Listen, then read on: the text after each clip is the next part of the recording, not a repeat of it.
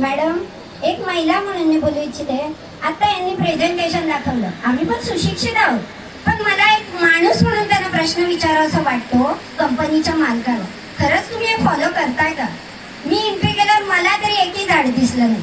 आता आम्ही इथे बसलो, माझ्याच जवळ त्यांना नेहमी हा त्रास होतो. कशाचा? जो स्मेल येतो त्याचा, हे येणारा वास आणि आमच्या पोटात जाणारं पाणी, हे तुम्ही आम्हाला काय देताय? Slowly poison. तुम्ही 700 वरून 7,000वर जाताय, तुमची उन्नती करताय, पण आमचा गाव, माझा गाव तुम्ही अधोगतीकडे नेताय. हे माझं म्हणणं आहे. बघा मॅडम, आम्ही एक स्त्री म्हणून मी विचार करते माझ्या मुलांचा पहिला भाग. आता या 700 वरून 7,000 नेतात. आता माझ्या गावाची स्थिती इतकी भयंकर आहे. तुम्ही आज आलात, कधीतरी वेळात वेळ काढून अचानक आमच्या गावाला भेट द्या. कुठेतरी 2 दिवस नाईटला राहा. काय सिद्ध होईल बघा. तुम्ही राहून बघा, राहू शकता का? तुम्हालाही कळेल. आता तुम्ही एवढा वेळ बसलात ना, एक वास येतोय, गुदमरल्यासारखं होतंय आम्हाला. हे तुम्ही अनुभवा. आम्ही कुठेही ग्रामसेवक, कुठलेही आम्ही ग्रामस्थ खोटं बोलत नाही आहोत. आमचा व्यवसाय मुख्य शेती आहे, त्याला अनुसरून मासेमारी होता. शेतीची इतकी वाईट अवस्था गेले. आज एक शेतकरीच सांगतो, त्या भाऊंनी सांगितलं, मी 2019 पासून शेती लावत नाही. का लावेल शेतकरी शेती? अक्षरशः जे पावसाने पाणी येतं, एकतर एवढी महागाई, मजुराची जी किंमत वाढली, ते लावून आम्ही शेती लावतो कर्ज काढून, आणि हे पाण्यामुळे ते शेत पीक उभं राहायच्या आधीच कोलमटते. मग आम्ही काय करणार? अशा वेळी आम्ही छोटे छोटे रोजगार शोधतो. तुम्ही आम्हाला 15 व्यक्तींचा आमिष दाखवताय रोजगाराचा. काहीच गरज नाही आम्हाला तुमच्या या रोजगाराची. जर आमची शेती सुपीक राहिली तर आम्ही मानाने सधन शेतकरी म्हणून वावरू. आम्हाला गरज नाहीये तुमच्या अशा रोजगारांची. एक माणूस म्हणून विचार करा. तुम्ही कंपनीत काम करता, तुम्ही विचार करा गावाची कंडिशन काय असेल. मॅडम, आम्ही 2014ला असा आवाज उठवला होता. आम्हाला दडपण्याचा प्रयत्न केला जातोय, असं करू नका. आणि तुम्ही शासकीय कर्मचारी म्हणून माझी तुम्हाला एक रिक्वेस्ट आहे, आमच्या मुलाबाळांचा विचार करून आम्हाला योग्य तो न्याय तुम्ही द्या. कुठलाही वैयक्तिक आमचा वाद या मालकाशी नाहीये. फक्त एक माणूस म्हणून त्याने विचार करावा आणि 700 वरून 7,000पर्यंत अजिबात जाऊ नका. आमच्या गावाचं पूर्ण अस्तित्व इथे नष्ट होईल. म्हणून मी सांगते, आमच्या सर्व महिलांकडून या गोष्टीला विरोध आहे. आणि प्रशासकीय अधिकारी म्हणून तुम्ही आम्हाला योग्य तो न्याय द्यावा. तुम्ही प्रत्येक गोष्ट सांगताय, लिहून द्या, अर्ज द्या, कसे आम्ही फॉलोअप घेणार तुमचा? हे का? 2014ला मी हा एक प्रयत्न केला, हाती काही लागलं नाही. अजूनही फाईल आहे. अक्षरशः या स्लोली पॉइझनमुळे श्वसनाचे आजार होतात. दूषित पाण्यामुळे लहान लहान मुलांना स्टोन सारखे आजार. आम्ही आरो वापरतो, पण सगळ्यांची आर्थिक परिस्थिती तशी नाहीये. जो आरो आहे चांगल्या प्रतीचाही बसवला ना तरी आम्हाला आजार होतात. आम्ही खोटं बोलत नाही. तुम्ही प्रत्यक्ष बोरवेल चालू करून ते पाणी तपासा. माती परीक्षण केलंय, कुठल्या मातीचं केलंय? अरे तुम्ही सुपीक माती उचलली असेल, प्रत्यक्ष त्या जागेवर जा. 2 शेतकरी न्या, आमचे ग्रामस्थ कोणतरी प्रतिष्ठित न्या किंवा ग्रामसेवक न्या, अशा मातीचं परीक्षण करा. नक्की तुमचं उत्तर मिळेल. आणि हे केमिकलच आहे. कंपनीवाल्यांना एक माणूस म्हणून तुम्ही नक्कीच विचार करावा असं मला वाटतंय. आणि आमचा कोणाचाही तुमच्याशी वैयक्तिक वाद नाही. फक्त आमच्या लहान मुलांच्या येणाऱ्या पिढीला तुम्ही नष्ट करण्याचा प्रयत्न करताय असं मी म्हणेन. कारण हे जे चालू राहिलं, आता मला तर वाटते 25-30% गाव खराब झालाय आमचं शरीर हलवलंय तुम्ही, आणि अजून वाट लावाल असं दिसतंय. हे असं करू नका. बस एवढंच बोलायचं होतं. मॅडम, आम्हाला योग्य तो न्याय द्या. शेतीमध्ये बराच बदल झालेला दिसतोय. आणि कडधान्य भाजीपाला काढतो तर केमिकल, पावसाळ्यामध्ये डायरेक्ट केमिकल काळ्या प्रकारचं दिसतंय आम्हाला.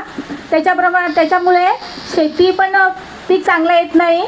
पहिला आम्हाला 50-60 पोती भात पिकायचं, तर आता निव्वळ 10 पोती भात पिकत आहे. त्याशिवाय कडधान्य तर काहीच नाही, सगळं करपून गेलेलं आहे. भाजीपाला करायला तर जरासुद्धा म्हणजे साथ देत नाही जमीन. जर थोडंसं रोपत असतं तर करपून जाते लगेच. म्हणून आम्ही सगळं करायचं टाकून दिलेलं आहे. आणि तसंच हंडा दाखवला, तो माझ्याच घरातला हंडा आहे.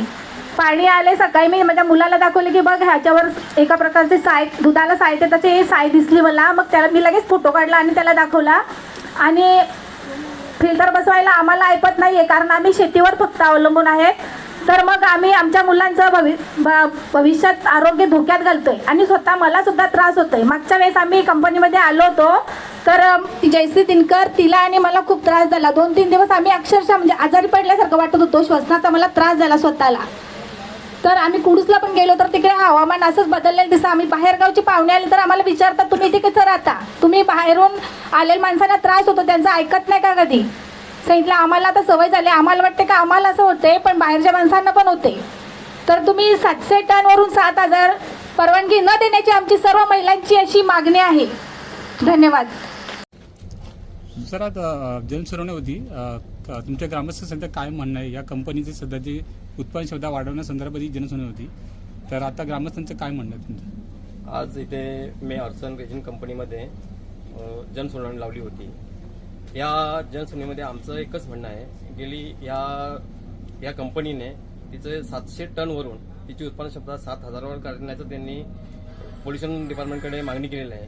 तर आमच्या ग्रामस्थांचं एकच म्हणणं आहे की जर आम्हाला 700 टन त्यांची उत्पादन क्षमता असताना आज आमच्या शेतीची, आमच्या बोरवेलच्या पाण्याची जी ही इतकी दयनीय परिस्थिती आहे, जर यांनी 7000 केली तर आमची परिस्थिती काय असेल.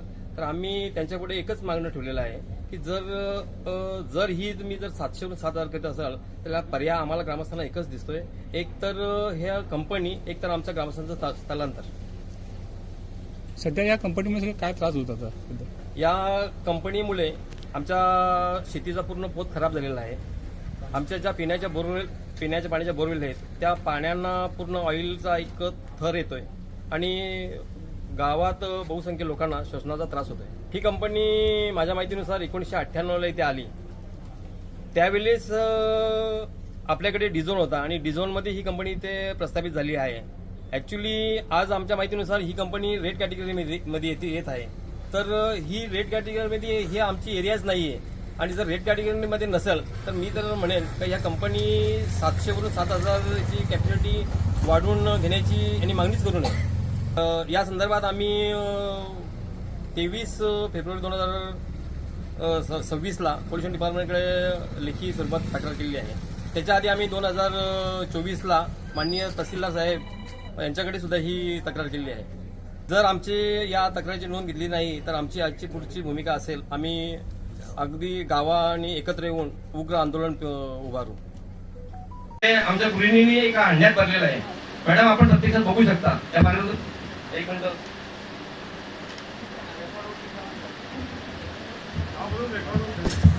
तुम्ही जे सांगाल ना तक्रारीची बघून पण घ्या. आपल्या या तक्रारीची पण नोंद घेण्यात आली आहे. तसेच भूजल प्रदूषण याबाबत भूजल विभागाला कळवून त्याबाबत सर्वे करण्यात येईल. हा रासायनिक उद्योग असल्यामुळे आग, स्फोट आणि गळती झाल्यास मोठी दुर्घटना होऊ शकते आणि याचं प्रत्यक्ष उदाहरण म्हणजे आम्ही ग्रामपंचायत वासियांनी हे भोगलेलं आहे. गेली 15 ते 20 वर्षापूर्वी आमच्या कोल्डे ग्रामाच्या हद्दीमध्ये एका कंपनीला आग लागली होती. आग ज्यावेळेस एक भयानक लागते त्यावेळेस आम्हाला कुठलं ज्ञान नसते, आम्ही सैराबाला इकडे धावत असतोय. अशा वेळेस आम्ही प्रत्येकाला समजावून प्रयत्न करत असतो, प्रत्येकाला सांगण्यात करत असतो बाबा तुझी जर फॅक्टरी असेल थोडं 2 मिनिटं थांबव, तुझे आजचं थांबव. अशा वेळेस या कंपनीच्या गेटवर आमचे पूर्ण सरपंच आणि आम्ही जी गावातील मंडळी एकत्र जमलो होतो त्यावेळेस या कंपनीच्या गेटवर आला असताना त्यावेळेस आग लागली होती आणि आम्ही रिक्वेस्ट केली की आपली कंपनी किमान आजचा दिवस थांबवा. अशा वेळेस या कंपनी मालकाने ती कंपनी न थांबवता उलट आमच्या ग्रामपंचायतीवर केसेस टाकल्या, खोट्या केसेस. आपणास पुन्हा विनंती आहे की पर्यावरण विषयक प्रश्नांबाबत विचार. आम्ही तेच सांगितलेलं आहे, रासायनिक उद्योग असल्यामुळे आग, स्फोट आणि गळती झाल्यास आग स्फोट ही जी बाब आहे ती औद्योगिक सुरक्षा आणि आरोग्य विभाग यांच्या अंतर्गत येते. त्यामुळे फक्त पर्यावरण विषयक प्रश्न विचारण्यात येतात.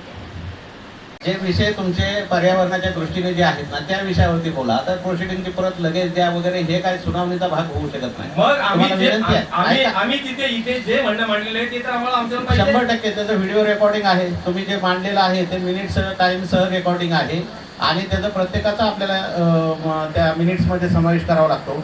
प्लस जाहीर नोटीस पब्लिश केल्यापासून ज्या लोकांनी हरकती नोंदवलेल्या आहेत त्या सुद्धा आपल्या ह्या मिनिटचा भाग असतात. 2 ईमेल त्यांच्याकडे प्राप्त झालेले आहेत. ते 2 ईमेल सुद्धा आपण हरकतीमध्ये घेणार आहोत आणि आता काही लोकांनी लेखी स्वरूपामध्ये जर दिलं तर ते देखील आपण त्याच्यामध्ये समाविष्ट करून घेणार आहोत. 2026 2 वर्षानंतर सुनावणी लागलेली आहे. जी भूजल पातळी आहे किंवा जे प्रदूषण आहे 2 वर्षापर्यंत तेवढंच आहे. ॲज पर MPCB रेग्युलेशन तुम्हाला चांगलंच माहिती आहे, तेवढंच आहे. बरं, हा सर्वे पुन्हा करायला पाहिजे होता की नाही या संदर्भात MPCBला मला वाटतं काही पर्यावरण समिती आहेत, त्यांचे पत्र सुद्धा आलेले आहेत की याचा रेकॉर्ड आम्हाला द्यावा, सर्वे झालाय की नाही. तर तुम्ही 2024चे सर्वे आज दाखवताय. बरं, त्या व्यतिरिक्त आज जिथे आपण ही जनसुनावणी लावलेली आहे, माझ्या सहित इथं जेवढे जनसुनावणी सोबत स्थानिक नागरिक बसलेले आहेत आणि तुम्ही प्रशासकीय अधिकारी, माननीय कलेक्टर सर, त्यानंतर MPCBचे अधिकारी, आपण ज्या परिसरामध्ये बसलेले आहोत इथे तुम्हाला कसली दुर्गंधी येत नाही, कसला केमिकलचा वास येत नाही. खरंच केमिकलचा वास नाही येत मॅडम, तुम्ही MPCBचे अधिकारी आहात, खरंच वास येत नाही का? खरंच जर तुम्हालाही वास येत असेल, येतो की नाही तेवढं तुम्ही स्पष्ट करा. जनसुनावणीमध्येच आहोत आपण. मग जर जनसुनावणी आता मॅडमने सांगितलं की त्या परिसरामध्ये, कार्यक्षेत्रामध्ये किंवा त्याच्या आजूबाजूच्या असलेल्या कार्यक्षेत्रामध्ये, आता कार्यक्षेत्र ग्रामपंचायत आहे, MPCBने किंवा कंपनीने ग्रामपंचायतला विचारणं गरजेचं होतं की आमच्या गावामध्ये, जर तुमच्या गावामध्ये कंपनी आहे, जनसुनावणी घ्यायची आहे, पब्लिकला त्रास होत असेल, जनतेला त्रास होत असेल तर आपल्याला कुठे हॉल अवेलेबल होईल का हे त्यांना विचारणं पहिलं गरजेचं होतं.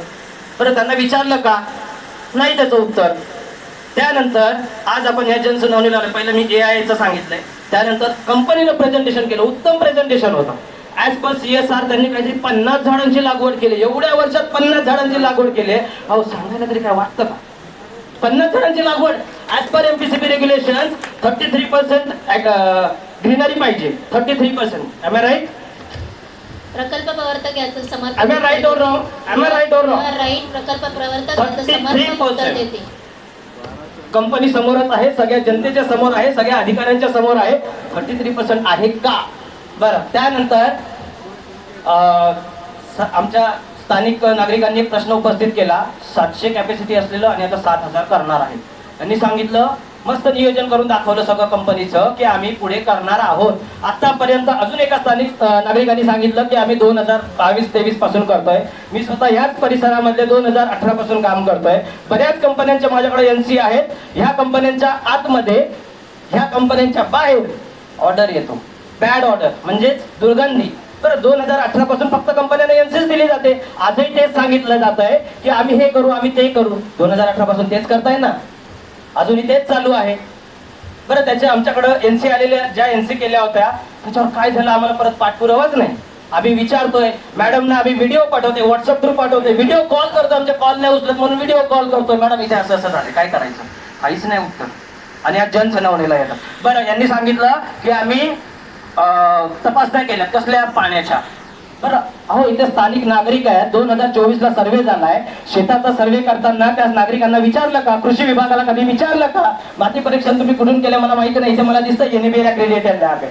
चांगली गोष्ट आहे, NABL accredited लॅबचे रिपोर्ट सगळे ऍक्सेप्ट करतात, because I am also technical person.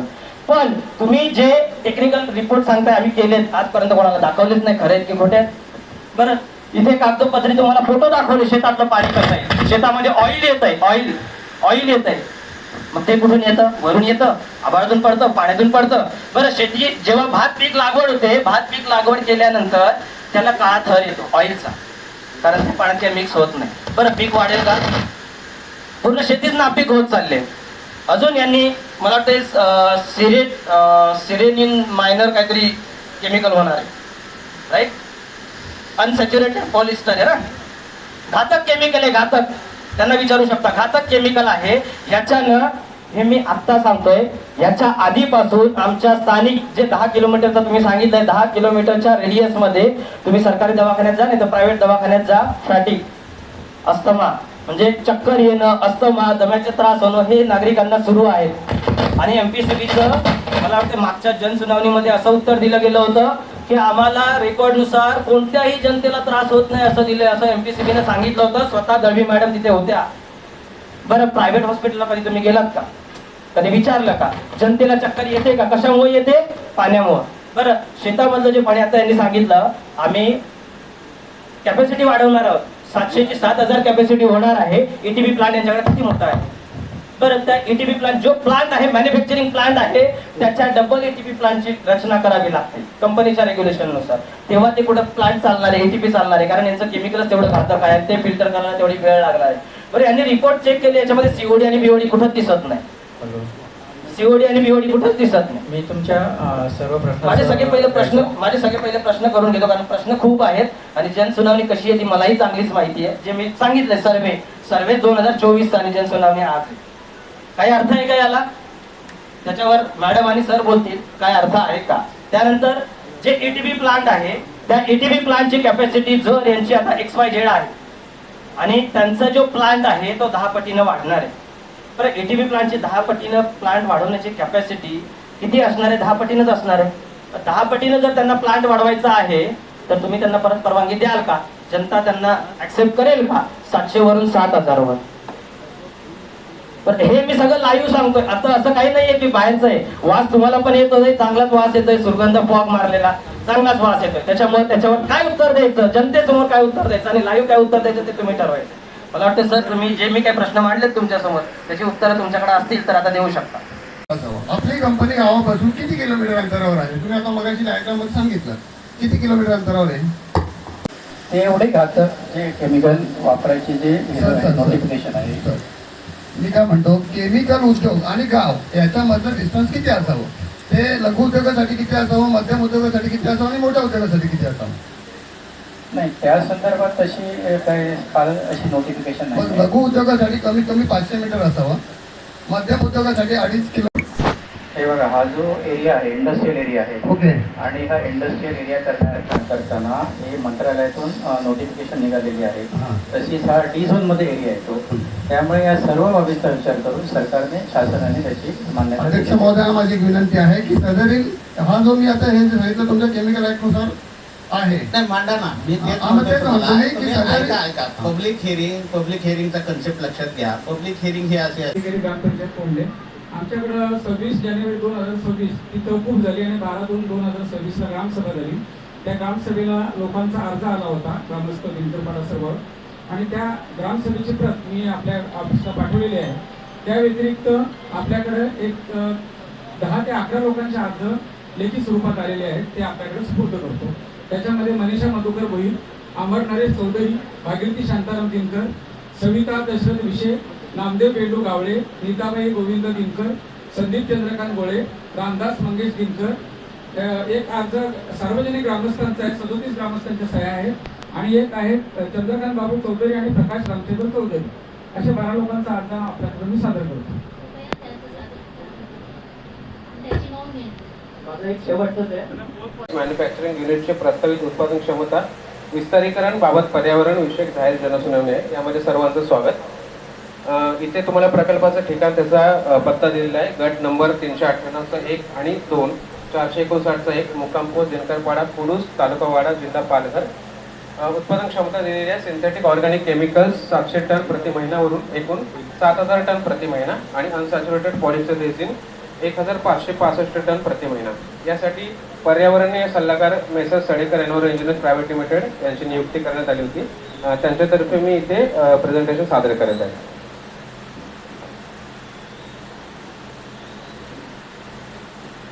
इथे तुम्हाला प्रोजेक्टची कालगणना दिलेली आहे. त्याच्यामध्ये टर्म्स ऑफ रेफरन्ससाठी अर्ज केला होता तो 30 एप्रिल 2025 ला पर्यावरण विभाग मंत्रालयामध्ये. त्यानंतर टर्म्स ऑफ रेफरन्स त्यांना प्राप्त झालेला आहे 20/9/2025 ला आणि जनसुनावणीची जी तारीख आहे 10/4/2026. इथे तुम्हाला प्रकल्पाची काही ठळक वैशिष्ट्ये दिलेली आहेत. प्रकल्प मगाशी सांगितल्याप्रमाणे Messrs Orsons resins and coatings private limited, गट नंबर 398चा 1 आणि 2, 459चा 1, मुक्काम पोस्ट दिनकरपाडा. त्यानंतर इथे तुम्हाला उत्पादन क्षमता दिलेली आहे मगाशी सांगितल्याप्रमाणे 700 टन प्रति महिन्यावरून 7000 टन प्रति महिना आणि अनसॅच्युरेटेड पॉलिस्टर रेझिन 1565 टन प्रति महिना उत्पादन करण्याचे योजलेले आहे. इथे तुम्हाला प्रकल्पाचा जो एकूण भूखंड आहे त्याचं क्षेत्रफळ दिलेलं आहे 12,060 चौरस मीटर आहे. प्रकल्पाची एकूण गुंतवणूक जी आहे ती 29.30 कोटी आहे. त्यातली विद्यमान गुंतवणूक ही 20.30 कोटी आणि प्रस्तावित जी गुंतवणूक आहे ती 9 कोटी आहे. कंपनीने 9 लाख CR उपक्रमांसाठी राखीव ठेवलेले आहेत. या प्रकल्पामुळे सुमारे 15 व्यक्तींना अतिरिक्त रोजगाराची संधी प्राप्त होईल. प्रकल्प हा शून्य द्रव निस्सारण म्हणजे ZLD आहे आणि छतावरील पावसाच्या पाण्याचे साठवण यामुळे पाण्याचा वापर कमी होण्यास आपल्याला मदत होईल. कंपनी पर्याय स्रोत म्हणून अक्षय ऊर्जा म्हणजे सौर ऊर्जेचा वापर करणार असून त्यामुळे एकूण वीज वापरामध्ये सुमारे 8.33% बचत होईल. भूखंडाच्या एकूण 12,060 चौरस मीटर क्षेत्रापैकी 2,731 चौरस मीटर म्हणजे 22.65% हरित पट्टा क्षेत्र प्रकल्प स्थानावर विकसित करण्यात येत असून 2,731 चौरस मीटर मध्ये 854 झाडे लावण्याचे प्रयोजन आहे. त्यापैकी 181 झाडांची लागवड पूर्ण झाली आहे. तसेच शेजारील गट क्रमांक 459 एकवर प्रकल्प भूखंडाच्या पूर्व दिशेला लागून असलेल्या 4,000 चौरस मीटर क्षेत्रात 1,258 झाडे लावण्याचे प्रयोजन असून तेथे हिरवळ विकास प्रक्रिया सुरू आहे आणि 250 झाडांची लागवड पूर्ण झाली आहे. भूखंडाच्या एकूण 12,060 चौरस मीटर क्षेत्रापैकी 6,731 चौरस मीटर म्हणजे 55.82% क्षेत्र हरित पट्टा म्हणून विकसित करण्यात येईल. इथे प्रकल्पाच्या संचालक मंडळांची तुम्हाला यादी दिलेली आहे. श्री निखिल नारायण गोयंका मुख्य कार्यकारी अधिकारी आणि संचालक आणि श्री नितीन नारायण गोयंका डायरेक्टर सेल्स आणि मार्केटिंग. इथे तुम्हाला प्रकल्पाचं स्थान आणि नकाशा दिसेल. त्यामध्ये तुम्हाला गुगलवर इमेज दिसेल आपल्याला प्रकल्पाची. प्रकल्पाचं नाव आहे, ॲड्रेस आहे तिथे पूर्ण.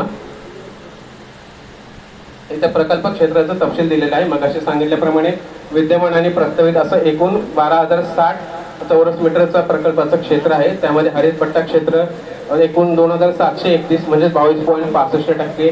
हरित पट्टा क्षेत्र बाजूच्या गटावरती 459 एकवरती 33.17% आणि एकूण हरित पट्टा क्षेत्र हा प्रकल्पस्थान आणि लगतचा भूखंड धरून 6,731 चौरस मीटर म्हणजे 55.82% एवढा हरित पट्टा करण्यात येणार आहे.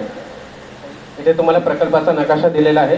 त्यामध्ये कुठल्या ठिकाणी कुठलं क्षेत्र आहे ते तुम्हाला दिसेल. जसं की कच्चा माल साठवण क्षेत्र आहे, तयार माल साठवण क्षेत्र आहे, गेट क्रमांक 1, 2, 3, पार्किंग क्षेत्र, उत्पादन क्षेत्र, सांडपाण्याची जी प्रक्रिया होणार आहे ते कुठं होणार ते क्षेत्र दिलेलं आहे. त्यानंतर हरित पट्टा कुठे कुठे तयार करण्यात येणार आहे ते तुम्हाला दिसेल. इथे उत्पादनांचा तपशील दिलेला आहे. उत्पादनांची यादी दिलेली आहे. ECची उत्पादनांची यादी आहे, तसंच नॉन ECची उत्पादनांची यादी आहे.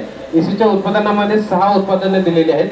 इथे तुम्हाला त्यांची विद्यमान, प्रस्तावित आणि एकूण जे उत्पादन होणार आहे टन प्रति महिना ते तुम्हाला दिसेल.